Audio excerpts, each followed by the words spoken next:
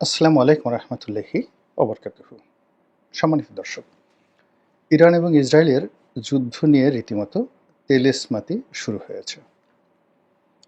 আমরা ইসরায়েল নামক যে রাষ্ট্রটি, এটির শক্তিমত্তা এবং যুদ্ধক্ষেত্রে এবং গোয়েন্দা জগতে ইসরায়েলি বাহিনী এবং ইসরায়েলি গোয়েন্দা সংস্থা মোসাদের যে কর্মকাণ্ড ৬০-এর দশক থেকে আজ পর্যন্ত দেখে আসছি, তাতে করে আমাদের মনে হয়েছে যে এই জাতিটি এবং এই রাষ্ট্রটি অসম্ভব রকম ভয়ানক একটি জাতি এবং তারা না পারে এমন কোনো কর্ম নেই।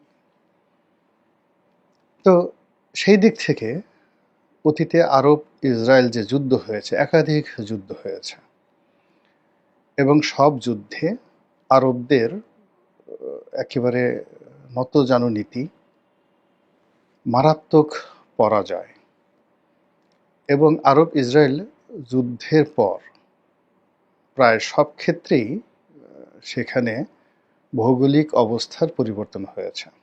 অর্থাৎ ইসরায়েল নতুন করে বেশ কিছু ভূমি দখল করে নিয়েছে। দ্বিতীয়ত তারা কিছু রাষ্ট্রকে বাধ্য করেছে তাদের সঙ্গে বন্ধুত্ব করার জন্য। যেমন ধরুন, জর্ডানের সঙ্গে তাদের বন্ধুত্ব, মিশরের সঙ্গে তাদের বন্ধুত্ব, এই জিনিসগুলো, সংযুক্ত আরব আমিরাত ইউএইর সঙ্গে তাদের বন্ধুত্ব, এই সব কিছুই তারা করেছে ভয় দেখিয়ে। তাদের সামরিক যে কর্তৃত্ব এবং তাদের যে যুদ্ধবিমান, অস্ত্র এবং আধুনিক প্রযুক্তির যে সফটওয়্যারগুলো তারা ব্যবহার করছে, সবগুলো নিয়ে মানে আমাদের সারা দুনিয়ার, শুধুমাত্র মুসলিম নয়, হিন্দু, বৌদ্ধ, খ্রিস্টান সকলেরই একটা নিদারুণ ভয়।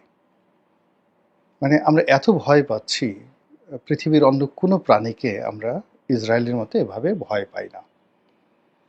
তো এই ভয়ের মধ্যেই হঠাৎ করে ইরান এবং ইসরায়েলের যুদ্ধ শুরু হয়ে গেল। যুদ্ধের প্রকৃত চিত্র আমরা পাচ্ছি না, এটি হলো রিয়ালিটি। ইসরায়েলের মধ্যে আসলে সত্যিকার অর্থে ইরান কতটা ক্ষয়ক্ষতি ঘটাতে পারছে তার বাস্তব চিত্র আমরা জানি না, এমনকি সম্ভবত ইরানও জানে না। আবার ইরান ইসরায়েলের অভ্যন্তরে এ যাবৎকালে কী কী ক্ষয়ক্ষতি করেছে, কৌশলগত কারণে ইরান এখন পর্যন্ত সেটা প্রকাশ করেনি এবং দুটো দেশই মিডিয়া ভীষণভাবে নিয়ন্ত্রিত এবং তারা যতই গণতন্ত্রের কথা বলুক না কেন, এই দুটো দেশই প্রায় সব ক্ষেত্রে যুদ্ধংদেহী, কর্তৃত্বপরায়ণ এবং একই সঙ্গে নিজেদের স্বার্থ সংরক্ষণের জন্য তারা পারে না এমন কোনো কর্ম নেই। এবং সেখানে কূটনৈতিক শিষ্টাচার থেকে শুরু করে যা কিছু বিশ্বে রয়েছে, তার কোনোটি ইরান এবং ইসরায়েলের ক্ষেত্রে প্রযোজ্য নয়। ইরান একটা বিপ্লবী রাষ্ট্র, বিপ্লবী সরকার, এবং আয়াতুল্লাহ রুহুল খামেনি যখন প্রথম ক্ষমতা আরোহণ করেছিলেন, তখন ওই সময়টিতে পরপর কয়েকটি ঘটনা ঘটেছিল। প্রথম ঘটনা হলো, তেহরান বিশ্ববিদ্যালয়ের ছাত্ররা মার্কিন যুক্তরাষ্ট্রের দূতাবাসকে আক্রমণ করে কর্মকর্তা কর্মচারীদেরকে জিম্মি করেছিলেন, একেবারে সর্বোচ্চ ধর্মীয় নেতার নির্দেশে। এবং সেই ঘটনায় আমেরিকাকে নাকে খত দিতে হয়েছে। খত দিয়ে আত্মসমর্পণ করে ইরানের সঙ্গে একটা সমঝোতা করতে হয়েছে। পরবর্তীতে আরও কয়েকটি ঘটনা এবং সেই যে বিখ্যাত ইরান কন্ট্রা কেলেঙ্কারি, সেই কেলেঙ্কারির কারণে মিস্টার জেরাল্ড ফোর্ডের মতো শান্তিপ্রিয় একজন প্রেসিডেন্টকে ক্ষমতা হারাতে হয়েছিল এবং রোনাল্ড রিগানের মতো একজন যাকে বলা হয় একেবারে যুদ্ধংদেহী, রাগী প্রেসিডেন্ট এসেছিলেন ইরানে, মানে এসেছিলেন আমেরিকাতে। কিন্তু তার সুদীর্ঘ কর্মজীবনে দুইবার তিনি নির্বাচিত হয়েছেন এবং আমেরিকার ইতিহাসে যে কয়জন কিংবদন্তি প্রেসিডেন্ট রয়েছেন তার মধ্যে রোনাল্ড রিগান প্রধানতম। কিন্তু তার সত্ত্বেও তিনি তার কর্মকালীন সময় একটি বারের জন্য ইরানের সঙ্গে কোনো কন্ট্রাডিকশনে তিনি যাননি। তিনি লিবিয়াতে আক্রমণ পরিচালনা করেছেন এবং তিনি সেই যে ফকল্যান্ড যুদ্ধ হয়েছিল তার বন্ধু মার্গারেট থ্যাচারের সঙ্গে তিনি সেইখানে তিনি অংশগ্রহণ করেছিলেন। আরও অনেক কিছু সারা পৃথিবীতে যে আমেরিকার প্রভুত্ব, এটা আমেরিকার সৃষ্টি হওয়ার পরে রোনাল্ড রিগানের জমানাতে সবচেয়ে বেশি হয়েছিল এবং তার সময় সবচেয়ে ল্যান্ডমার্ক যে ভিক্টরি সেটি হলো তিনি সোভিয়েত ইউনিয়নকে ভেঙে চুরে চুরমার করে দিয়েছিলেন এবং মিখাইল গর্বাচেভকে তিনি তার পকেটে পুড়তে সামর্থ্য হয়েছিলেন। এবং বলা হয়ে থাকে যে সিআইএ সেই ছাত্র জীবন থেকে গর্বাচেভকে রিক্রুট করেছিল এবং তাকে প্রমোট করতে করতে একেবারে সেই সোভিয়েত ইউনিয়নের ক্ষমতা সর্বোচ্চ পর্যায়ে পৌঁছে দিয়েছিল। তো যা বলছিলাম যে এই যে এখন যে যুদ্ধ চলছে ইরান এবং ইসরায়েলের মধ্যে, এটার পরিণতি কি? জায়োনিজম বলতে যা বোঝায় বা ইহুদিবাদ বলতে যা বোঝায়, এটির পরস্পর বিরোধী ব্যাখ্যা রয়েছে। আমরা যারা বাংলাদেশে ধর্মকর্ম করি, আমরা ইহুদিদেরকে, বনি ইসরায়েল জাতিদেরকে একটি অভিশপ্ত জাতি মনে করি, কিন্তু খ্রিস্টানরাও তাদেরকে শত্রু মনে করে। কিন্তু ইহুদি যারা রয়েছে তারা নিজেদেরকে পৃথিবীর সর্বশ্রেষ্ঠ জাতি মনে করেন। তারা মনে করেন যে পৃথিবী একটা সময় তারা শাসন করেছে সারা পৃথিবী। তাদের মধ্যে হজরত সুলাইমান আলাইহিস সালাম আছেন, তাদের মধ্যে হজরত ইউসুফ আলাইহিস সালাম আছেন, তাদের মধ্যে যাকে বলে হজরত মুসা আলাইহিস সালাম আছেন, হজরত দাউদ আলাইহিস সালাম আছেন, হজরত সুলাইমান আলাইহিস সালামের কথা তো বললাম। এরকম অসংখ্য নবী, রাসূল, শাসক তাদের মধ্যে আছেন। লক্ষ লক্ষ নবী এবং রাসূল তাদের মধ্যে আছেন এবং প্রাচীন পৃথিবীতে তারাই অপরাজেয় শক্তি হিসেবে পৃথিবী শাসন করেছেন এবং আগামীতে তারা আবার এই পৃথিবী শাসন করবেন এবং এভাবেই তাদের প্রস্তুতি।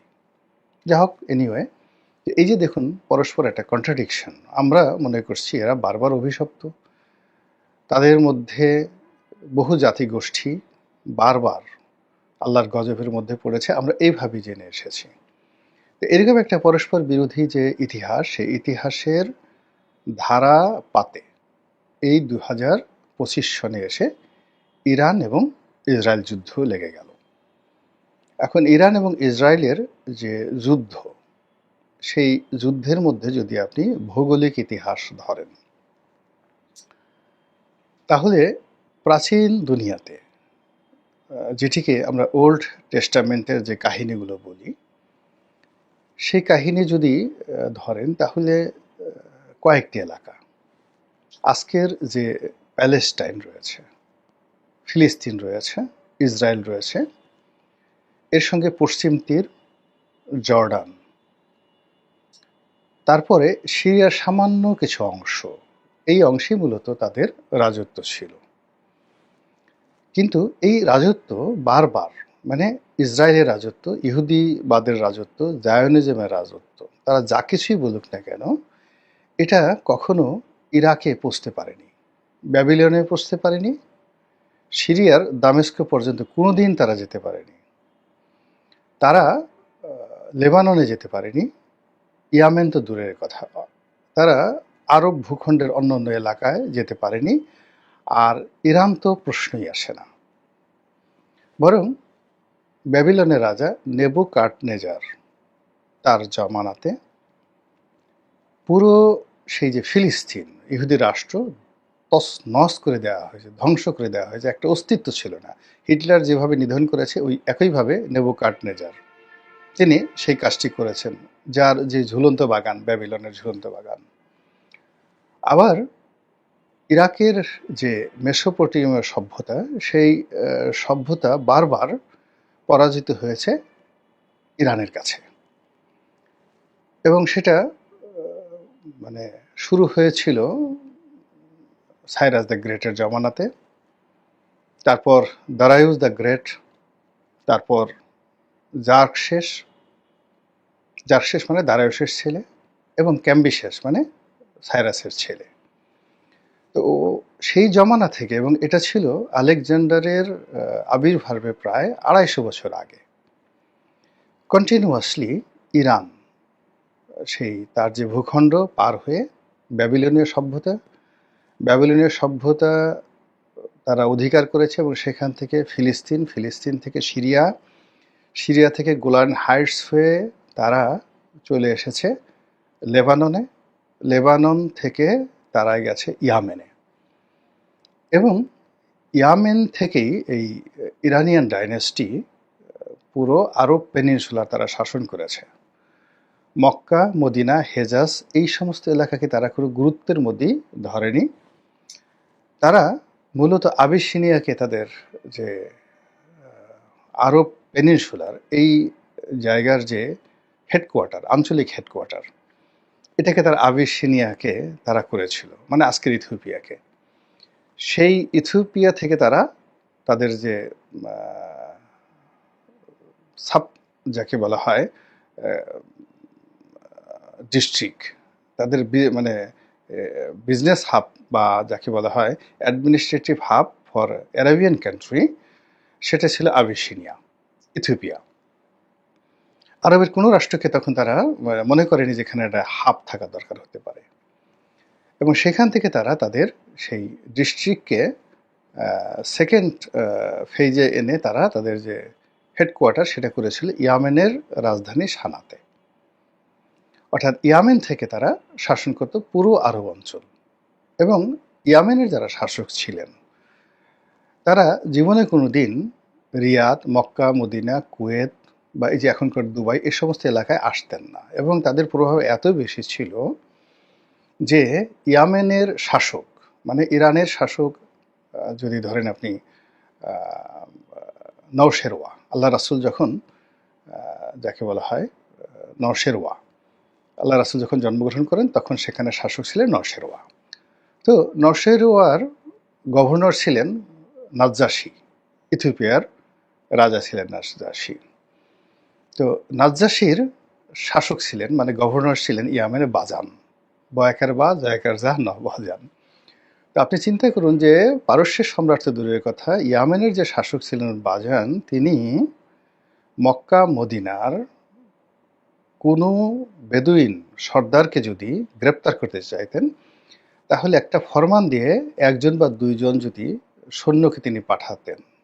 আরব উপদ্বীপের লোকরা এতটা ভীত সন্তুষ্ট ছিল যে তারা ভয়ে সেখানে গিয়ে তারা উপস্থিত হয়ে যেত, মানে ওখানে যুদ্ধ করা তো দূরের কথা। এইরকম ছিল ইরানিয়ান ডাইনেস্টির যাকে বলে প্রভাব, এবং সেই প্রভাবটি তারা ভূমধ্যসাগর পাড়ি দিয়ে গ্রিসে, তখন প্রাচীন বিশ্বে গ্রিস ছিল নাম্বার ওয়ান সুপার পাওয়ার।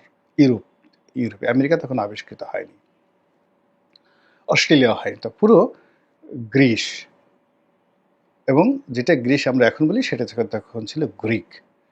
আরও স্পষ্ট করে বলে গ্রিকের সাথে যুক্ত হয়েছিল মিডিয়া ডাইনেস্টি, লিডিয়া মানে আজকের যে তুরস্ক। তা আজকের যে তুরস্কর সাথে গ্রিস, এথেন্স, এবং এথেন্স তখনও শুরু হয়নি, তখন স্পার্টার যুগ, ছোট ছোট নগররাষ্ট্র। তো সেই যুগ থেকে শুরু করে যাকে বলা হয় সেখান থেকে ইটালি, মানে রোম, এই অঞ্চলটা পর্যন্ত পুরোটা ছিল ইরানের কর্তৃত্বে দারায়ুসের জামানাতে। এরপরে ইটালি থেকে পার হতে হলে, বা ইটালির সীমান্ত পার হতে হলে আল্পস পর্বতমালা লাগে, এরপরে ফ্রান্সের পরে এরপরে ধরেন ইংল্যান্ড, জার্মানি, অন্যান্য ইউরোপীয় দেশ। তো এটা তখনও পর্যন্ত তারা ওদিকে প্রয়োজন মনে করেনি।